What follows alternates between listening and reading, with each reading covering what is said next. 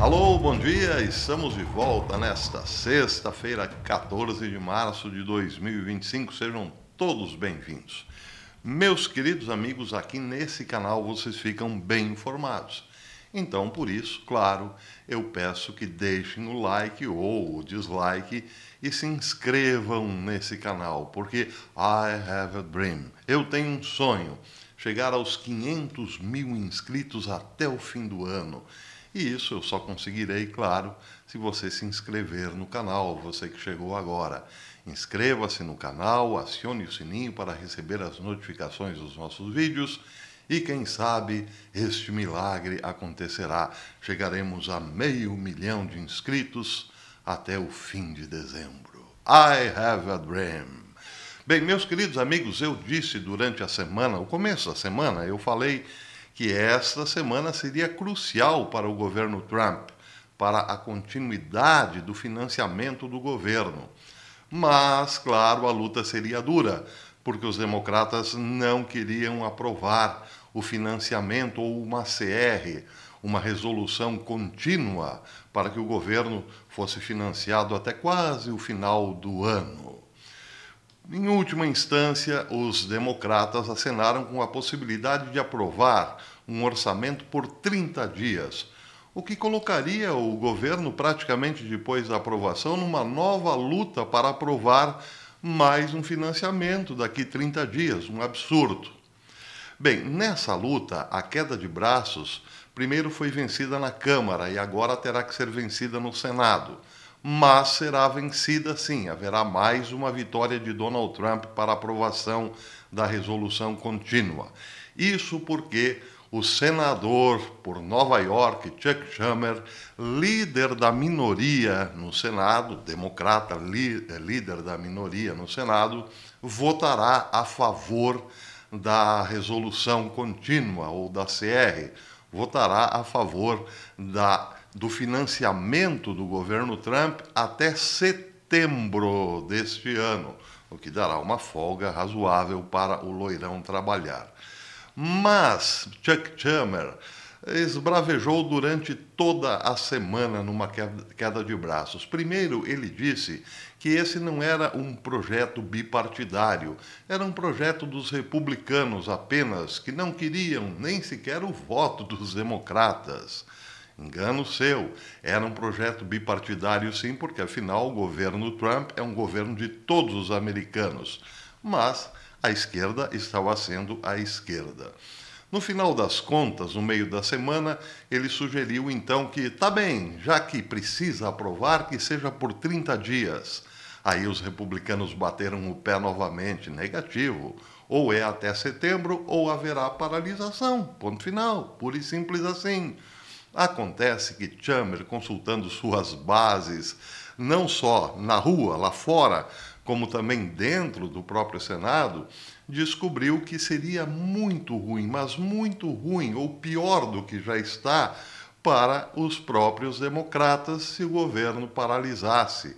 Então, de quarta-feira para cá, já havia, sim, entre os democratas um acerto.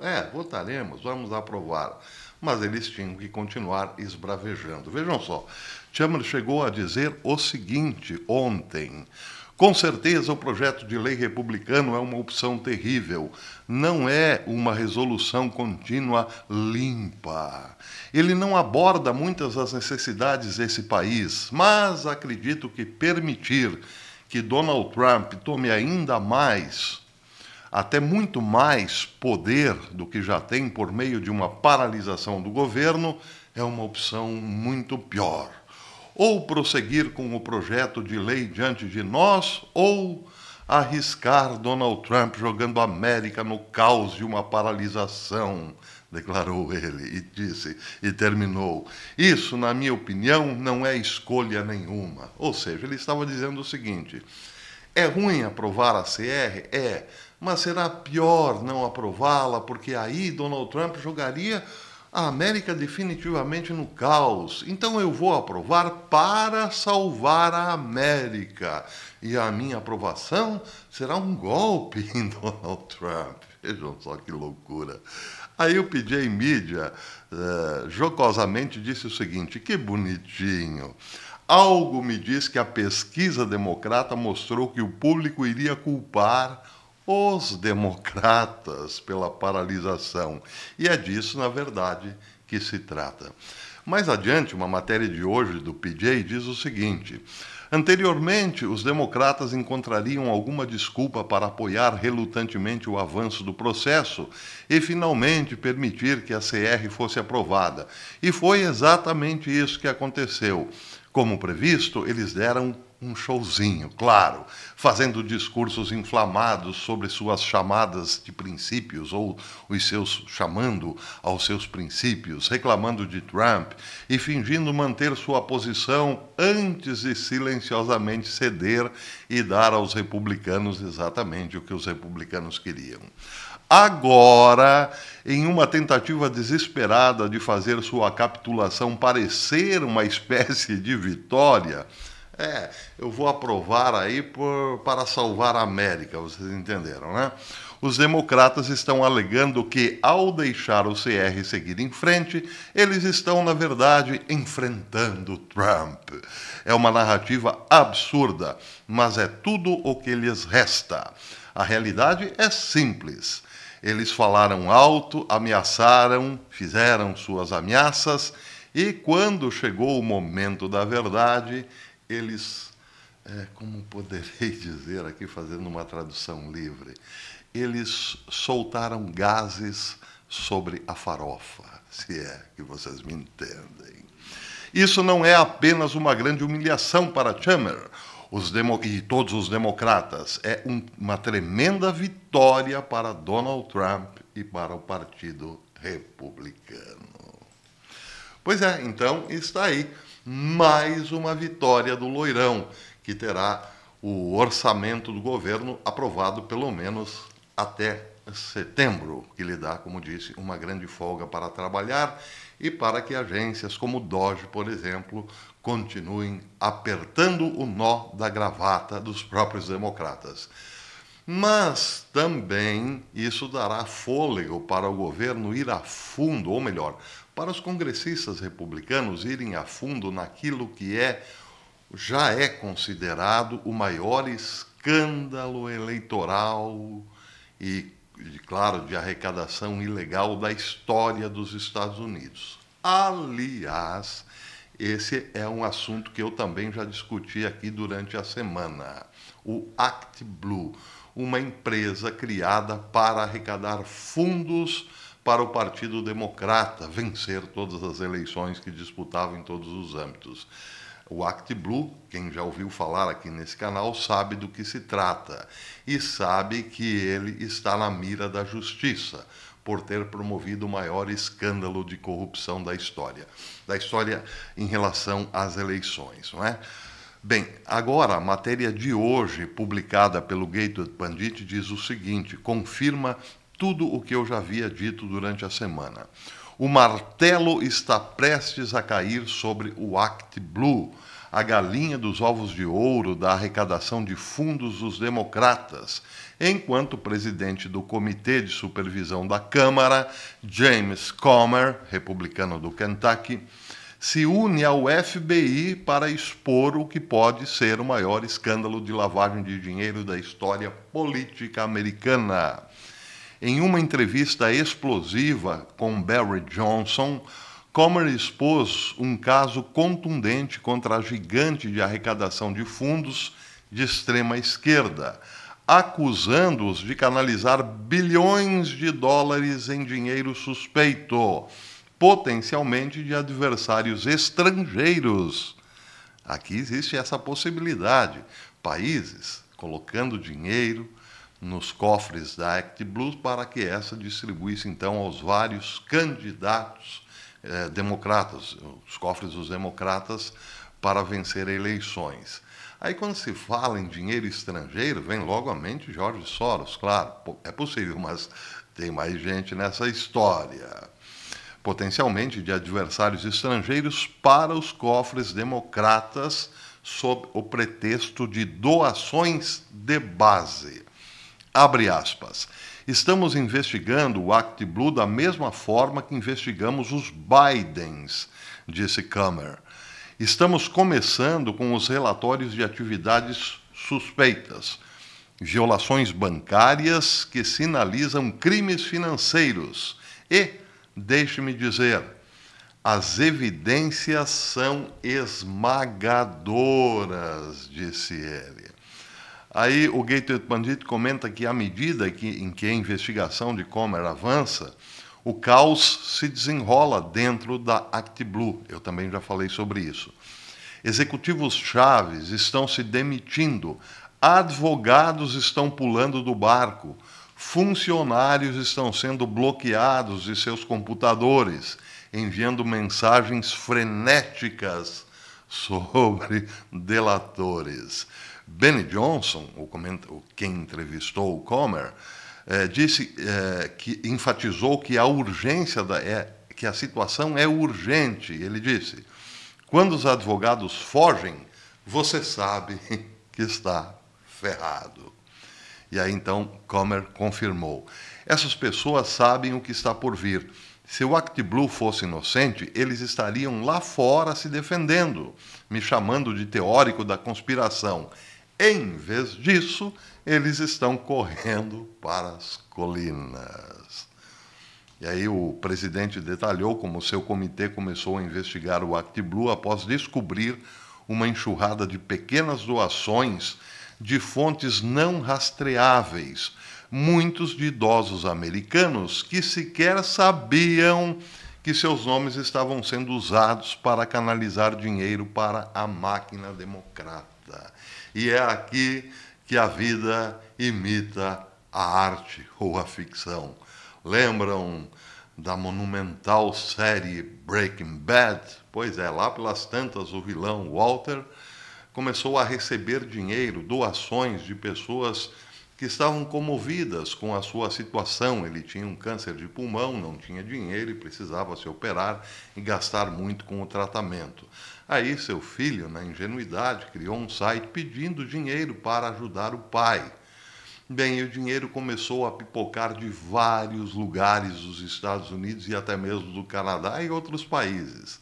Eram pessoas comovidas? Não, não eram pessoas comovidas. Ninguém sabia, na verdade, do caso de Walter. Ele tinha muito dinheiro que precisava ser lavado. Então, hackers faziam isso em vários pontos da América. Enviavam pequenas quantias do próprio dinheiro do Walt como doação para a sua operação. Para saber mais detalhes, é bom que revejam a série Breaking Bad, a monumental série Breaking Bad. Parece foi seguida aí a rigor pelo ActBlue, o modelo, não é? Muita gente dando dinheiro para a campanha, os picadinhos, aposentados, trabalhadores, enfim, dando lá várias quantias e, no total, virava uma montanha de dinheiro. Do pingado ia-se para a montanha de dinheiro. E esse, então, pode ser, sim, confirmado logo mais o maior escândalo de corrupção e de lavagem de dinheiro e também, claro, de manipulação eleitoral, por assim dizer, como eu já havia comentado em vídeo passado, vocês sabem disso. Tenho mais uma notícia aqui interessante em relação à Polônia. Vejam só, a Polônia quer que todos os homens adultos passem por treinamento militar em larga escala, já que o país pretende aumentar suas forças de reserva. Força de reserva é o seguinte: aquelas pessoas que não são propriamente militares, mas estão treinados e, em caso de necessidade, seriam usados, civis, usados como militares, segundo a necessidade do país.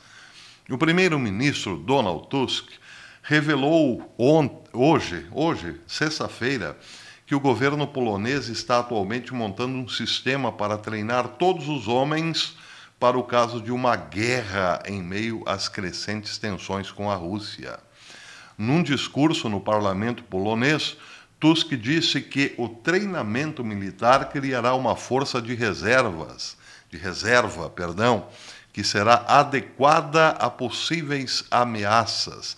Ele também disse que o governo pretende dar detalhes completos nos próximos meses, mas o Daily Mail revelou que as autoridades pretendem finalizar o plano para o esquema, que também estará aberto a mulheres voluntárias até o final do ano. A preocupação aumentou na Polônia e na maior parte da Europa, depois que o presidente Donald Trump mudou a posição dos Estados Unidos de defender a Ucrânia para reter ajuda militar e inteligência. Então agora o pessoal está morrendo de medo de que os Estados Unidos não façam nada se a Rússia resolver invadir outros países. Essa é uma, digamos então, uma preparação visando essa possibilidade na Polônia. Em relação ao acordo de cessar-fogo costurado por Marco Rubio, primeiro com a Ucrânia e agora com a Rússia, bem, eu dizia que a Rússia estava esperando uma delegação americana para explicar a Vladimir Putin o que tinha sido acordado na primeira fase, a conversa com a Ucrânia. Hoje o RT News relatou que ontem à noite Putin recebeu finalmente o representante da Casa Branca, o representante dos Estados Unidos, para dar todos esses detalhes. Diz a matéria que o presidente russo Putin recebeu um enviado especial dos Estados Unidos para o Oriente Médio, Steve Witkoff, na noite de ontem, e por meio dele transmitiu informações e sinais adicionais a Donald Trump. Isso quem disse foi Dmitry Peskov. Ele acrescentou que Witkoff esteve aqui ontem, houve uma reunião à noite e ele foi recebido pelo presidente Putin. Informações adicionais foram dadas ao lado russo e também através do próprio Witkoff. Putin deu informações e sinais adicionais ao presidente Trump, disse Peskov. Quer dizer, Vladimir Putin disse ao Witkoff que concorda com o plano de Trump, mas com uma certa cautela, disse que ainda isso não é definitivo e ele precisa conversar através de um monocular, claro, com o seu homólogo americano. Peskov acrescentou que certamente há razões para estarmos cautelosamente otimistas sobre essa resolução do conflito ucraniano. Ontem vocês ouviram uma declaração muito importante do presidente Putin. Em resposta a uma pergunta a repórteres, ele disse que apoia a posição do presidente Trump em relação a um acordo, mas levantou algumas questões que precisam ser respondidas em conjunto, disse Peskov. Em conjunto quer dizer o seguinte: vamos falar por telefone e aí acertaremos as coisas conjuntamente, claro. Então, continua Peskov, então sim, de fato há muito trabalho a ser feito. No entanto, o presidente apoia a posição de Trump. Mas precisam falar por telefone. Então, essa é uma boa perspectiva, claro. Não dá ainda para soltar rojões. É preciso que os dois falem por telefone, mas sempre fica aquela história, né, em relação a Putin. Será mesmo? Será que de repente ele faz um acerto e daqui a pouco muda a jogada? Ou então suspeitas em relação a Trump. Trump está se unindo com Putin, né? Pois é. Mas tudo isso passa ao largo dos fatos. Vamos nos ater aos fatos, dizia um professor meu no passado. E por falar em fatos, eu trarei mais fatos à noitinha. Então, eu espero vocês. Eu volto. À noite eu volto. Não esqueça a curtinha do professor. Espero vocês. Até lá, se Deus quiser.